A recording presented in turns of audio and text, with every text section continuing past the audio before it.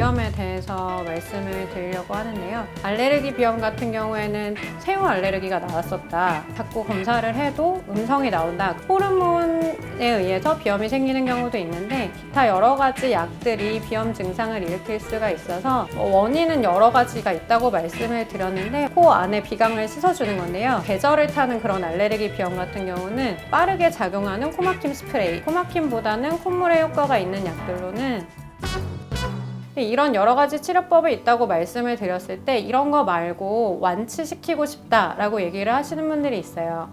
그런 거는 알레르기 비염의 경우에는 완치를 목표로 하는 치료법이 있습니다.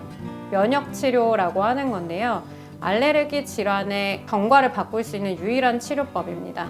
그런데 이거는 꾸준히 치료가 필요한데 한 3년에서 5년 정도 상당히 긴 기간 동안 꾸준한 치료가 필요하고 또 비용도 많이 든다는 단점이 있고요.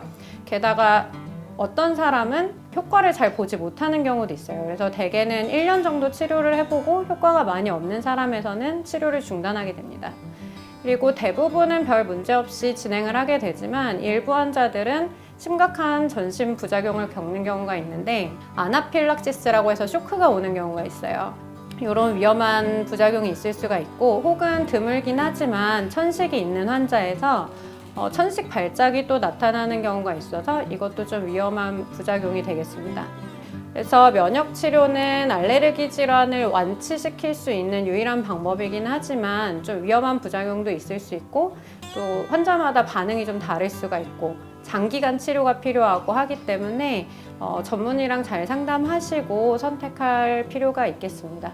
또 궁금해하시는 게 비염이라고 해서 약 타러 갔는데 병원에서 자꾸 수술을 하라고 한다. 이거 해야 되는 거냐? 이렇게 물어보시는 경우가 있는데요. 비염 약물 치료를 충분히 했는데도 효과를 잘 못 보는 경우들이 있어요. 그 하비갑계라고 해서 코 안에 살 같은 구조물이 있는데 그게 너무 큰 경우 혹은 코 안에 폴립이 있는 경우 아니면 코 가운데 비중격이 옆으로 휘어서 좀 막고 있는 경우에는 이런 구조물들이 코막힘을 유발할 수도 있고 이 비강 스프레이를 뿌렸을 때 가로막아서 코 점막에 약재가 닿는 거를 방해할 수가 있습니다. 그래서 이런 경우에는 수술적으로 교정을 해주면 좀 도움이 될 수 있겠습니다. 그리고 코막힘 이외에도 콧물이 너무 심하다. 모든 약을 다 써봤는데 콧물이 계속 나서 너무나 괴롭다. 이런 경우에는 코 안쪽에 비디안 신경이라는 게 있는데 그 신경 절제술을 생각을 해볼 수도 있습니다. 근데 요거는 부작용으로 수술하고 나서 심한 코피가 많이 난다거나 아니면 눈물이 줄어서 안구건조증이 좀 심해진다거나 감각 이상이 생긴다거나 혹은 신경이 재생되면서 다시 재발하는 경우도 있을 수가 있어서 정말 모든 치료에 반응하지 않는 아주 심한 콧물의 경우에만 선택적으로 좀 고려해 볼 수가 있겠습니다. 또 가끔 임신한 분들 혹은 이제 수유 중인 분들이 오셔서 쓸 약이 없다, 너무 힘들다 이렇게 호소하시는 경우가 있는데 우선은 임신 아주 초기 경우에는 위험할 수 있기 때문에 비약물적 치료를 우선 해봐야 되고요. 코세척이라든지 아니면 잘 때 머리를 30도 정도 올리고 자는 걸로도 코막힘을 어느 정도 줄여볼 수가 있습니다. 그래서 이런 걸 먼저 해보시고 그래도 증상 호전이 없다면 일부 항히스타민제나 코에 뿌리는 스테로이드 제제 중에 일부는 임신 중 혹은 수유 중에도 쓸 수가 있어요. 그래서 의사랑 상담을 해서 적절한 약을 찾아서 사용하시면 되고요.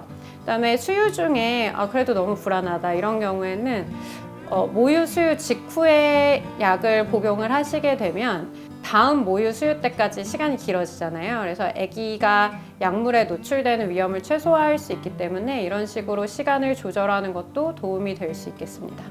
그리고 또 요새 인터넷상에 많이 구충제 얘기가 많이 나오는데 항암 효과가 있다, 비염에도 효과가 있다 이런 얘기가 있더라고요. 좀 찾아봤어요. 여러 가지 논문을 찾아봤는데 이 알레르기 질환이랑 기생충 감염은 같은 종류의 면역 반응을 유발을 해요. 그래서 오히려 기생충 감염이 되면 거기에 어떤 면역 물질들이 다 쓰여서 그런지 오히려 알레르기 질환은 억제된다는 보고가 꽤 있었어요. 구충제가 알레르기 비염에 효과가 있다는 어떤 논문은 전혀 확인하지 못했습니다. 그리고 구충제 같은 경우는 간독성, 신독성이 있을 수가 있고 또 심하면 백혈구 감소증 같은 게 발생할 수 있기 때문에 이런 위험한 약을 지시된 대로 복용하지 않는 것보다는 안전하고 부작용이 별로 없는 검증된 비염약을 사용하시는 것이 좋을 것 같습니다. 비염이랑 코골이, 그다음에 부비동염 이런 거 연관성 궁금해하시는 분들이 있는데요. 비염 때문에 코골이가 생기는 게 아닌가요? 코가 막히는데요. 이렇게 얘기 많이 하시는데 사실 그렇진 않습니다. 코골이 같은 경우는 입천장 혹은 혀 뒤쪽 아니면 목 안쪽에 근육들이 처지면서 기도가 좁아지면서 나타나는 현상이고요. 사실 코가 막히는 게 직접적인 원인은 아닙니다. 하지만 코가 많이 막히는 경우에는 호흡 시에 어떤 저항이 증가할 수가 있어서 코골이를 좀 악화시키는 원인이 될 수는 있어요. 그래서 비염 치료를 하면 코골이나 무호흡이 약간 완화될 수는 있겠지만 완전히 치료하기 위해서는 양압기라든지 혹은 구강내 장치라거나 수술 같은 방법을 통해서 치료가 필요합니다. 그리고 부비동염은 흔히 많이 비염이랑 헷갈려 하시는데 비염은 코에 생기는 염증이잖아요. 부비동염은 부비동에 생기는 염증이에요. 그래서 비염이 잘 조절이 되지 않는 경우에 이 코 안의 공간이랑 부비동을 연결하는 되게 좁은 통로가 있어요. 그 통로의 점막이 막 부으면 부비동의 입구가 완전히 막히게 되고 그러면 부비동 안쪽이 환기도 안 되고 또 분비물이 이렇게 배액도 잘 되지 않아서 좀 2차적으로 세균 감염이 되면서 부비동염이 발생을 하게 됩니다. 부비동염은 비염의 합병증이다. 이렇게 볼 수가 있겠습니다. 축농증이 결국 부비동염이랑 같은 말인데 축농증 같은 경우는 비염이랑은 다르게 맑은 콧물이 나오는 게 아니라 좀 탁하고 누런 색깔의 콧물이 나오게 되고 얼굴 앞쪽에 통증이나 두통 같은 게 생길 수가 있어요. 그래서 비염으로 치료 중이었는데 뭔가 두통도 생기고 얼굴이 아픈 것 같고 콧물 색깔도 변한다. 이러면 중간에라도 병원에 방문하셔서 항생제를 포함해서 약을 좀 바꿔볼 필요가 있겠습니다. 이상으로 강의를 마치도록 하겠습니다. 감사합니다.